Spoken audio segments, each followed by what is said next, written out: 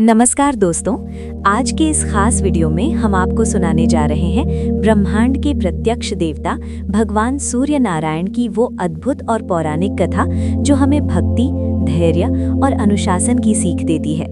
क्या आप जानते हैं कि सूर्यदेव का तेज इतना प्रचंड क्यों था कि उनकी अपनी पत्नी भी उसे सहन नहीं कर पाती थी? और कैसे सूर्यदेव के इसी तेज से भगवान विष्णु का सुदर्शन चक्र और शिवजी का त्रिशूल बना? आज हम शनिदेव के जन्म और देवी संज्ञा के त्याग की इस महान गाथा को विस्तार से जानेंगे। तो चलिए श्रद्धा के साथ शुरू करते हैं आज की ये दिव्य कथा। भगवान सूर्यदेव की विस्तृत पौराणिक कथा। सृष्टि के बिल्कुल शुरुआती समय की बात है, जब चारों ओर केवल अंधेरा ही अंधेरा था। तब महर्षि कश्यप और माता अदिति ने कठिन तपस्या की, जिससे प्रसन्न होकर भगवान विष्णु ने उनके घर सूर्यदेव के रूप में जन्म लिया। सूर्यदेव के प्रकट होते ही पूरे संसार में उजाला फैल गया। जब सूर्यदेव बड़े हुए तो उनका विवाह देवशिल्पी विश्वकर्मा की सुंदर पुत्री संज्ञा के साथ हुआ। संज्ञा बहुत ही कोमल और धार्मिक स्वभाव की थी। विवाह के बाद संज्ञा सूर्यलोक में रहने तो लगी, लेकिन एक बड़ी समस्या थी। सूर्यदेव का तेज और उनकी गर्मी इतनी ज्यादा थी कि संज्ञा उनके पास जाने से भी डरती थी। जैसे ही वे सूर्यदेव के सामने जाती, उनकी आंखें बंद हो जाती और उनका शरीर तपने लगता। कई वर्षों तक संज्ञा ने इस कष्ट को सहा, लेकिन अंत में उनके लिए ये सब बर्दाश्त करना नामुमकिन हो गया।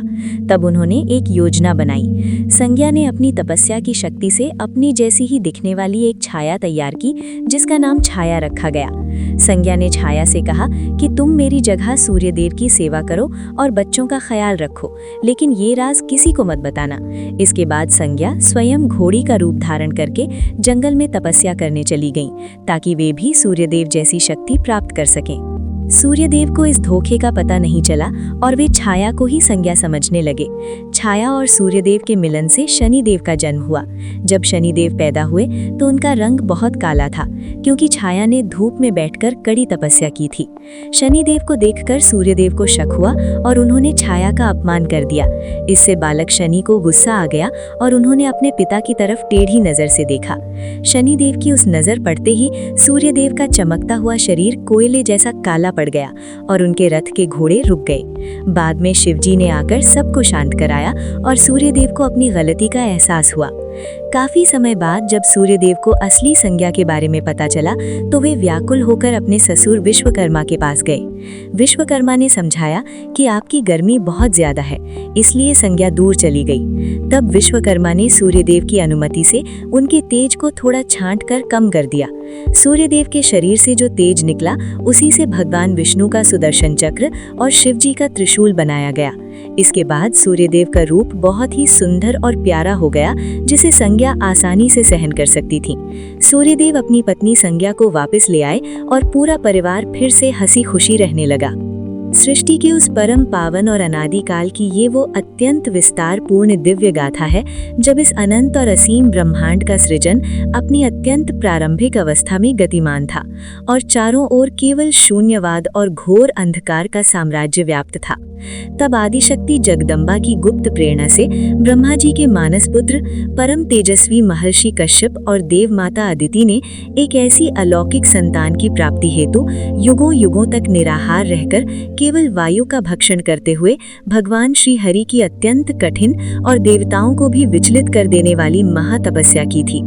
उनकी इस अटूट श्रद्धा और मेरु पर्वत के समान अडिग कठोर साधना से पूर्णतः अभिभूत होकर स्वयं जगत के पालनहार नारायण ने उन्हें साक्षात चतुर्भुज रूप में दर्शन दिए और उनके तेज के एक विशिष्ट पुंज से एक अत्यंत देदीप्यमान और महातेजस्वी बालक का प्राकट्य हुआ, जिसे संपूर्ण चराचर जगत ने भगवान सूर्य नारायण के नाम से पुकारा।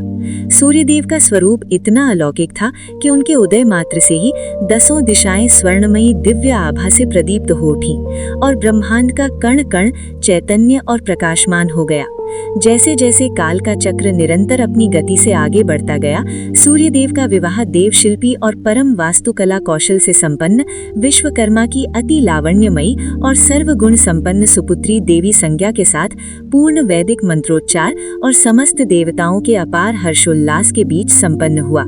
देवी संज्ञा स्वभाव से अत्यंत कोमल, अत्यंत विनीत और उच्च कोटि की पतिव्रता नारी थी, किंतु भगवान सूर्यदेव का तेज इतना अधिक प्रखर, मारक और साधारण जीव के लिए असहनीय था कि उनके सानिध्य में जाने मात्र से संज्ञा की शारीरिक कांति फीकी पड़ने लगती थी और वे सूर्यदेव के प्रखर प्रकाश की ओर तनिक भी आंख उठाकर देखने में सर्वथा असमर्थ रहती थीं। संज्ञा को निरंतर ये प्राणघातक भय सताता था कि सूर्यदेव की प्रज्वलित अग्नि उनके सुकोमल शरीर को क्षण भर में भस्म कर देगी। उन्होंने अनेक वर्षों तक इस असहनीय ताप और भीषण मानसिक द्वंद्व को पूरी निष्ठा के साथ सहा और अपने पति की सेवा में तनिक भी त्रुटि नहीं होने दी, लेकिन अंत में उनके लिए ये सब बर्दाश्त करना नामुमकिन हो गया। तब उन्होंने एक योजना बनाई। संज्ञा ने अपनी तपस्या की शक्ति से अपने जैसी ही दिखने वाली एक छाया तैयार की, जिसका नाम छाया रखा गया।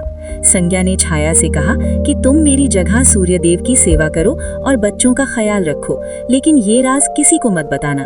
इसके बाद संज्ञा स्वयं घोड़ी का रूप धारण करके जंगल में तपस्या करने चली गईं, ताकि वे भी सूर्यदेव जैसी शक्ति प्राप्त कर सकें। सूर्यदेव को इस धोखे का पता नहीं चला और वे छाया को ही संज्ञा समझने लगे। छाया और सूर्यदेव के मिलन से शनिदेव का जन्म हुआ। जब शनिदेव पैदा हुए तो उनका रंग बहुत काला था, क्योंकि छाया ने धूप में बैठकर कड़ी तपस्या की थी। शनिदेव को देखकर सूर्यदेव को शक हुआ और उन्होंने छाया का अपमान कर दिया। इससे बालक शनि को गुस्सा आ गया और उन्होंने अपने पिता की तरफ टेढ़ी नजर से देखा। शनिदेव की उस नजर पड़ते ही सूर्यदेव का चमकता हुआ शरीर कोयले जैसा काला पड़ गया और उनके रथ के घोड़े रुक गए। बाद में शिवजी ने आकर सबको शांत कराया और सूर्यदेव को अपनी गलती का एहसास हुआ। काफी समय बाद जब सूर्यदेव को असली संज्ञा के बारे में पता चला तो वे व्याकुल होकर अपने ससुर विश्वकर्मा के पास गए। विश्वकर्मा ने समझाया कि आपकी गर्मी बहुत ज्यादा है, इसलिए संज्ञा दूर चली गई। तब विश्वकर्मा ने सूर्यदेव की अनुमति से उनके तेज को थोड़ा छांट कर कम कर दिया। सूर्यदेव के शरीर से जो तेज निकला, उसी से भगवान विष्णु का सुदर्शन चक्र और शिवजी का त्रिशूल बनाया गया। इसके बाद सूर्यदेव का रूप बहुत ही सुंदर और प्यारा हो गया, जिसे संज्ञा आसानी से सहन कर सकती थी। सूर्यदेव अपनी पत्नी संज्ञा को वापस ले आए और पूरा परिवार फिर से हंसी खुशी रहने लगा। सृष्टि के उस परम पावन और अनादि काल की ये वो अत्यंत विस्तार पूर्ण दिव्य गाथा है, जब इस अनंत और असीम ब्रह्मांड का सृजन अपनी अत्यंत प्रारंभिक अवस्था में गतिमान था और चारों ओर केवल शून्यवाद और घोर अंधकार का साम्राज्य व्याप्त था।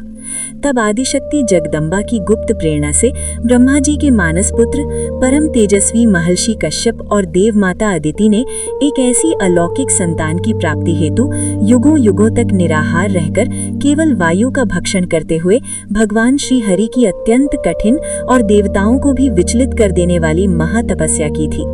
उनकी इस अटूट श्रद्धा और मेरू पर्वत के समान अडिग कठोर साधना से पूर्णतः अभिभूत होकर स्वयं जगत के पालनहार नारायण ने उन्हें साक्षात चतुर्भुज रूप में दर्शन दिए और उनके तेज के एक विशिष्ट पुंज से एक अत्यंत देदीप्यमान और महातेजस्वी बालक का प्राकट्य हुआ, जिसे संपूर्ण चराचर जगत ने भगवान सूर्य नारायण के नाम से पुकारा।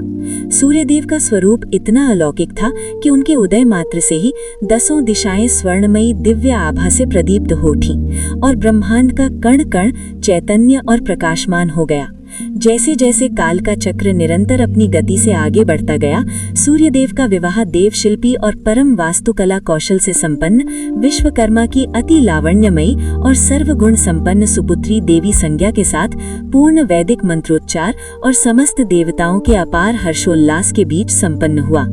देवी संज्ञा स्वभाव से अत्यंत कोमल, अत्यंत विनीत और उच्च कोटि की पतिव्रता नारी थी, किंतु भगवान सूर्यदेव का तेज इतना अधिक प्रखर, मारक और साधारण जीव के लिए असहनीय था कि उनके सानिध्य में जाने मात्र से संज्ञा की शारीरिक कांति फीकी पड़ने लगती थी और वे सूर्यदेव के प्रखर प्रकाश की ओर तनिक भी आंख उठाकर देखने में सर्वथा असमर्थ रहती थी। संज्ञा को निरंतर ये प्राणघातक भय सताता था कि सूर्यदेव की प्रज्वलित अग्नि उनके सुकोमल शरीर को क्षण भर में भस्म कर देगी। उन्होंने अनेक वर्षों तक इस असहनीय ताप और भीषण मानसिक द्वंद्व को पूरी निष्ठा के साथ सहा और अपने पति की सेवा में तनिक भी त्रुटि नहीं होने दी, लेकिन अंत में उनके लिए ये सब बर्दाश्त करना नामुमकिन हो गया। तब उन्होंने एक योजना बनाई। संज्ञा ने अपनी तपस्या की शक्ति से अपने जैसी ही दिखने वाली एक छाया तैयार की, जिसका नाम छाया रखा गया। संज्ञा ने छाया से कहा कि तुम मेरी जगह सूर्यदेव की सेवा करो और बच्चों का ख्याल रखो, लेकिन ये राज किसी को मत बताना। इसके बाद संज्ञा स्वयं घोड़ी का रूप धारण करके जंगल में तपस्या करने चली गईं, ताकि वे भी सूर्यदेव जैसी शक्ति प्राप्त कर सकें। सूर्यदेव को इस धोखे का पता नहीं चला और वे छाया को ही संज्ञा समझने लगे। छाया और सूर्यदेव के मिलन से शनिदेव का जन्म हुआ। जब शनिदेव पैदा हुए तो उनका रंग बहुत काला था, क्योंकि छाया ने धूप में बैठकर कड़ी तपस्या की थी। शनिदेव को देखकर सूर्यदेव को शक हुआ और उन्होंने छाया का अपमान कर दिया।